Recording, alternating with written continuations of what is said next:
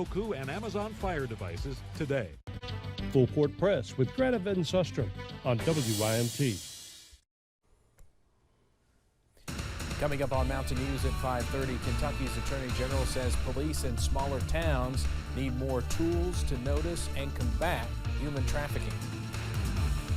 And we talked to Senator Rand Paul about some of today's hot topics, including high gas prices and the ongoing war in Ukraine. Just when you thought we were done with the snow, Mother Nature throws us a curveball. I'll have the latest update on our early weekend snow chances coming up right now at 5:30. Dedicated to southern and eastern Kentucky, this is WYMT Mountain News at 5:30. Good evening, I'm Steve Hensley. Tomorrow will be fairly nice and warm, but that all changes late tomorrow night. Winter could return with a vengeance. Meteorologist Evan Hatter joins us first with more on what to expect. Evan? That's right, Steve. It's all beautiful sunshine and even mild temperatures out there tonight. Far cry from where we'll be here in the next 24 to 30 hours or so as we drop those temperatures. We're going to be tracking that cold front by this time tomorrow night, and temperature is going to be dropping big time. I-75 in London, well, we're watching that truck move through, but you see the brightness of the sunshine being reflected on the side of that semi-truck, kind of darkening the rest of the image there, but that goes to show you we've got plenty of sunshine out there this afternoon. Mountain Parkway at Slade, barely a cloud in the sky, all beautiful out there, and warming up as well into the low to mid 50s around the region. A few upper 50s. Jacksboro and Middlesboro have been close to 60 today. They right now sit at 59 and 56 respectively. Upper 40s in our higher elevations, even middle 40s. Pine Mountain and Wise both sitting at 45. The last of the clouds, that's what's keeping them cool. Those are pushing on out of the region. Not quite done with the cloud cover yet, and you see out to the west, there's some snow already getting going from Chicago towards St. Louis to Kansas City. So keep that WYMT weather app handy. You're going to need it heading into tomorrow and tomorrow night. For tonight, though, all is quiet. Upper 30s, low 40s for overnight lows as we continue to watch clear skies to start off our Friday. I'll have the latest timing and totals coming up in just a few minutes. Steve? All right, Evan, thank you. There are some troubling signs that human trafficking is happening in small Kentucky towns. Police need more tools to recognize and respond, and today the Attorney General announced a new video training tool to help with that. It follows and is in line with the Your Eyes Save Lives campaign started last year. WYMT's Phil Pendleton has more on what Attorney General Daniel Cameron announced today and how local police forces say it's going to help. Local police chiefs say that at one time human trafficking was thought to be simply something that you saw on TV or in the movies. Large groups of people going places, kidnapping, maybe taking women against their will. But they say that unfortunately the problem is a lot more realistic than that and also more common. It opened our eyes that this could and probably is going on in our community and surrounding neighborhoods.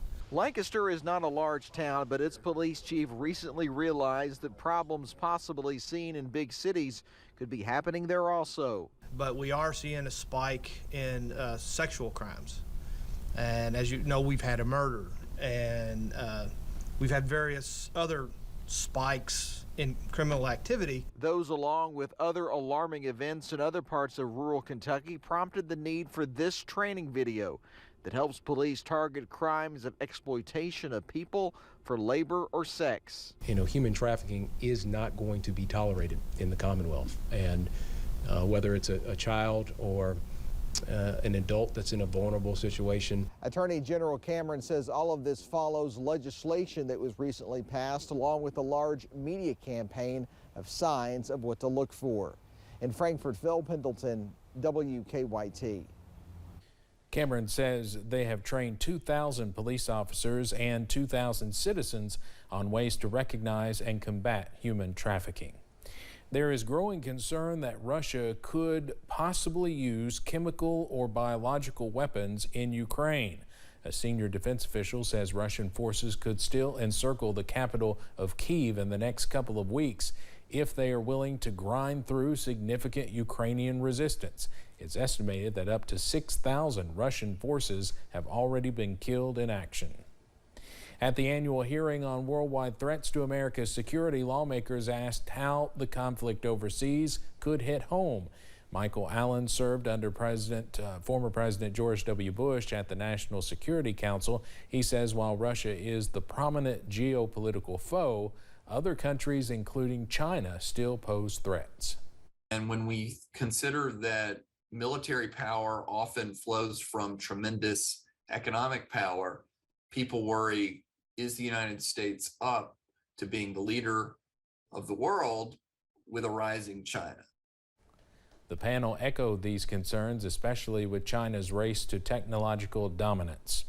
The White House is showing support for military families. Yesterday, the First Lady, Dr. Jill Biden, visited Fort Campbell on the Kentucky-Tennessee line. Members of the 101st Airborne Division are deployed in Europe, and Dr. Biden says all of us are watching history unfold. Dr. Biden's visit was part of the president's Joining Forces initiative. Mask mandates and high gas prices. Those are two issues on people's minds right now. WYMT's Dakota Maker sat down with Kentucky Senator Rand Paul this morning to get his thoughts as the senator works to repeal mask mandates. As the nation is slowly getting back to normal with states lifting mask mandates, Kentucky's junior senator is working to repeal the one for planes, trains, and buses. What's become apparent is that the masks really don't work. If people are mandating or think it's a good idea to make our children wear cloth masks or make people wear cloth masks on airplanes. Senator Rand Paul says a vote on a bill to end the mask mandate on public transportation will take place next week. People need to realize it was never a federal law.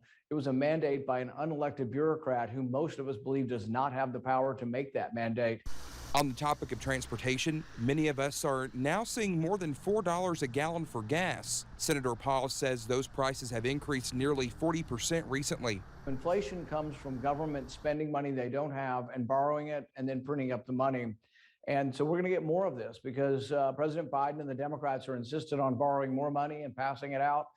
I asked the senator if the Keystone Pipeline extension could have helped lower prices if the project was completed before stopped by the Biden administration. Cutting that down hurts us for energy independence. Not building pipelines between Pennsylvania and New England hurts us as far as energy independence. Not drilling in Alaska hurts us. Saying prices will get worse before they get better. In Hazard, Dakota Makris, WYMT Mountain News. And new this afternoon, the CDC reported it is developing guidance that will ease the nationwide mask mandates on public transportation. The existing requirement would be extended, though, through April 18th. Organizers of Lexington's St. Patrick's Day Parade canceled the event today. That's because of the snow we're expected to get this weekend. This is the third year in a row the parade has been canceled. It was, of course, canceled the last 2 years because of the pandemic. The St. Patrick's Day Festival in Lexington is being moved to next Saturday at the Moon Dance Amphitheater in the Beaumont area. The new COVID-19 Test to Treat program rollout is underway in the U.S. It means that if you test positive for COVID-19, you can get free antiviral medication to help treat it. Certain pharmacies across the U.S., including CVS, Walgreens, and Walmart, have confirmed some of their locations are getting ready to take part in the program. Pfizer's antiviral pill is for people 12 and older. Merck's is for adults only. Hundreds of one-stop sites will open across the country this month, located at local pharmacy clinics, community health centers, long-term care facilities, and veterans health centers. To find a location taking part, there will be a Test to Treat website expected to launch in mid-March. The CDC says about 37 million Americans, or about 11% of the country, is living with diabetes. The American Diabetes Association says cost for life-saving insulin nearly tripled between 2002 and 2013. President Biden is once again calling on Congress to cap out-of-pocket insulin costs at $35 a month. Our Washington News Bureau's David Ade spoke with an Atlanta woman living with diabetes to understand how high insulin prices are affecting folks. I don't want other people to go through what I went through for over 5 years. When Atlanta resident Lacey Mason was in college, she says she didn't have health insurance to cover the insulin she needed to treat her type 1 diabetes. Unable to afford the hundreds of dollars in out-of-pocket costs each month, Mason says she found herself turning to what she describes as a secret black market. Met a couple strangers in some parking lots and they gave me some insulin. She also rationed insulin, a dangerous and potentially deadly practice. The American Diabetes Association says 1 in 4 people with diabetes turn to because of cost. But I don't think people realize what rationing insulin does to your body.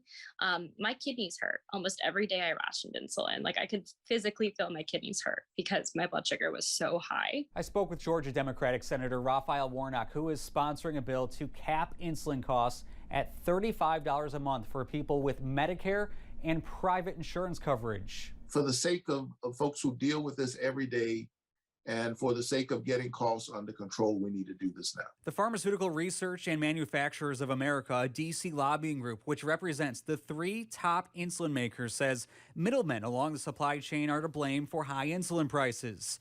Following President Biden's State of the Union address, where he called for an insulin price cap, the group's president said in a statement, allowing the government to set the price of medicines isn't the answer. Right now, Warnock's bill only has Democratic support. Maine Republican Senator Susan Collins says she will offer a bipartisan bill which will extend a price cap to people without insurance. In Washington, I'm David Aid. Coming up on Mountain News at 5:30, got a gift card tucked away you always seem to forget. And tonight's Watching Your Wallet will tell you the best ways to make the most out of those unused gifts.